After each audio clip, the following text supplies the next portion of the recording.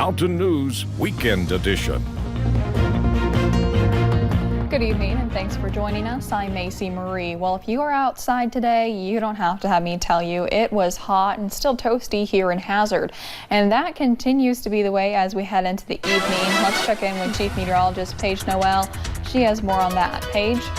Yeah, Macy, it's still very hot and very humid outside. You know that we've had these heat advisories and excessive heat warnings in effect. So we still have a couple of hours on that. We'll go ahead and take a look at those. Those expire at 8 p.m. this evening. So there's a look at those areas that are in that heat advisory. It was also extended to a few of our counties over into Virginia as well earlier. So that is still expected to expire by 8 o'clock. But check out those temperatures. All of us really into about those lower 90s. A little bit cooler down into parts of the Tennessee-Kentucky border, looking into Middlesboro, Jacksboro as well, as they've seen a little bit of those pop-up showers. But check out those dew points. They're into about those low to mid 70s. So that is what's making it feel very, very muggy outside. And that's also what's making it feel a lot warmer. So feeling like those lower 100s for a lot of us here in the mountains. 103 in Jackson, 100 in Prestonsburg, 100 in London, even feeling like 102 down into parts of Williamsburg. But satellite and radar, you can see those pop-up showers and storms, especially down to the south, right along that Kentucky into the Virginia border. As we scan the skies now, looking at some heavier rain into Claiborne County, Campbell County, a little bit into Bell County as well, and even just a few of those pop-ups in parts of Wayne and McCreary County. So lucky for you guys are getting a break from the heat. We'll all get a break from the heat tomorrow as more soggy conditions return to the mountains. I'll look at that full forecast coming up in just a few short minutes. Macy. All right, thank you, Paige. And we've told you about them before, but here are some heat safety tips that we're going to share again. Try to stay in cool places, preferably in air conditioning, and try not to do a lot of activity while you're outside. And if you have things you have to do like work, go ahead and take some breaks and drink plenty of water. Check on family members or neighbors, and never leave children, the elderly, or pets in a closed car. And watch out for heat cramps, heat exhaustion, and even heat stroke.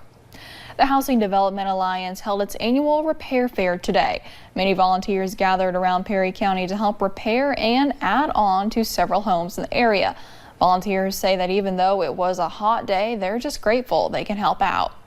We're here to help build a porch for somebody that needed a porch to get off because they had a concrete steps before and they were falling apart. So a porch will help them a lot. Now, the team that those men worked on was filled with young men, all from Hazard City High School. Yesterday, a federal judge approved funding for Black Jewel LLC. The $2.9 million will allow Black Jewel to pay about 140 employees who remain at work. The funding will give the company a bit more time to find some financing, and without a long-term solution, the company might have to sell properties. The company filed for bankruptcy on July 1st. The ongoing feud between Attorney General Andy Beshear and Governor Matt Bevin now involves a special session. Today, during a news conference, the Attorney General said Bevin's proclamation bringing the session into order is unconstitutional. He explained the governor's proclamation tries to dictate any pension relief passed by lawmakers. In an attempt to control the General Assembly, the governor has put out a proclamation that threatens any legislation coming out of the special session. At $60,000 a day, that is a risk that should not be placed on the taxpayers who are having to pay for this session. I worked for the General Assembly for 6 years. I've been around this process for 20 years. The General Assembly will only do what they feel is right. And if they choose to pass a proposal that fits within the 12 parameters the governor laid out, then that's their prerogative. And if they don't, then they won't. The governor's deputy chief of staff says he's confident that lawmakers will pass the governor's pension relief bill during this special session. Kentucky State Police got a call on Wednesday about a man pouring gasoline on his father. The caller told police his son, James Jimmy Crabtree, was pouring the gasoline. The father says his son began threatening him, and police arrested Crabtree and charged him with 4th-degree assault and menacing. In a recently released arrest citation, we learned about a man who's accused of attacking another man with a weed eater. Last month, police got a complaint about 2 men arguing on Jefferson Street in Pike County. They found a man with wounds all over his body. The man says Randall Forts attacked him with a weed eater. Forts told police that he attacked the man because he was stealing candy bars from him. A West Virginia Army soldier has died in a non-combat related incident in Kuwait. The Pentagon says that 30-year-old Sergeant William Edward Freese from Rockport, West Virginia, died Thursday in Camp Bareed, Kuwait. The incident is under investigation. The military gave no more information on the circumstances of his death. A dog found abandoned on the side of a road yesterday has died. Officials with the Clark County Animal Shelter say the dog was found along Old Ruckerville Road in a wire cage. The dog could not stand and had a skin condition. It was just a puppy. Those with the animal shelter say the dog was between 10 and 14 weeks old. An investigation is underway to find out who left that dog.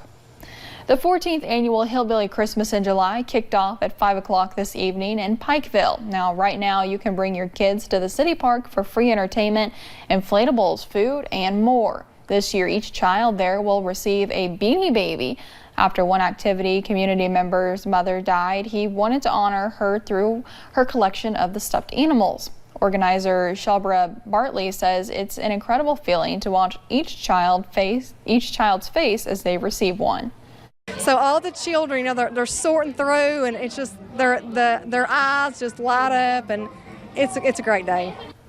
Officials spent more than $3,000 on toys to give out this year. Usually more than 500 people pack the park. Kids Day in the Park is going on until 7 o'clock, and at 7 there will be a motorcycle and aircraft parade through and above Pikeville. 50 years to the day after Neil Armstrong stepped onto the surface of the moon, a NASA astronaut, an Italian flight engineer, and a Russian commander geared up for a launch aboard a spacecraft on a 6-hour flight to the International Space Station. Takeoff was timed to permit the spacecraft to climb directly into the plane of the space station's orbit, a requirement for the rendezvous missions. At liftoff, the lab complex was expected to be flying 254 miles above the border between Kazakhstan and Mongolia, 646 miles downrange from the launch pad. And 50 years ago today is when Neil Armstrong and Buzz Aldrin made history by becoming the first people to walk on the moon.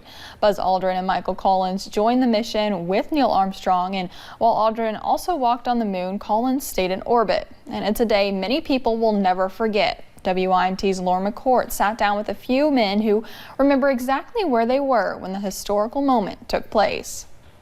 Liftoff. We have a liftoff. 50 years ago, millions of people watched as 3 men made history. One small step for man, one giant leap for mankind. A day so many will never forget. I thought it was awesome. Man, that was something to see, man. It was amazing, you know. On July 16, 1969, a Saturn V rocket launched, starting Neil Armstrong, Buzz Aldrin, and Michael Collins' journey to the moon. Somehow we got a hold of a TV and was watching that. Some thought they would not make it. Never in my wildest dreams I think they could do that. But they did it. You couldn't believe that it was happening, but you knew it was. But when they landed just 4 days later, We were all excited and we partied. All the way to the moon and landed on it, went right back up and came back. The Eagle has landed. it became a moment that everyone would remember. I was in Long Beach when I watched it. I said, well, I'm up. I'm going to watch it, and check this out. And now 50 years later, the same people who sat and watched history unfold Technology, man, it's got to work. It's unbelievable. We will go as far as we want to go. believe that anything in this technological world is possible. In Perry County, Lauren McCourt, WIMT Mountain News. NASA has set its sights on returning to the moon by at least 2024. And still to come on Mountain News Weekend Edition, we're not the only ones dealing with extreme heat this weekend. What people across the country are doing to stay cool. And we'll hang on to the heat this evening, but relief is on the way. I'll have a look at that full forecast next. When you see new